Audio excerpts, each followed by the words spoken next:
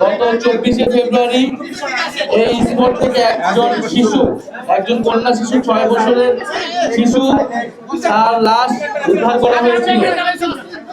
আমরা তাসনিম আক্তার তাহিদি নামে কন্যা শিশু 6 বছরের কন্যা শিশুর লাশ উদ্ধার করা হয়েছিল। আমরা তার পরিবারের সাথে, সেই শিশু কন্যার মায়ের সাথে, তার পরিবারের সাথে আমরা সাক্ষাৎ করেছি আমি, এবং পুরো ঘটনা বিস্তারিত শুনেছি। ব্যক্তিগত কিছু দ্বন্দ্বের কথা উনি বলছেন, এলাকার কিছু দ্বন্দ্বের কথা উনি বলছেন। আমরা তথ্য প্রমাণ তদন্ত ছাড়া আগাম কোনো মন্তব্য এখন করতে চাচ্ছি না। আমরা এখানে এটাই বলতে এসেছি যে এই পরিবারের সাথে আমরা আছি সর্বাত্মকভাবে, এবং এই যে কন্যা শিশু হত্যা হয়েছে এই হত্যার বিচার আমরা নিশ্চিত করব যে কোনো মূল্যে।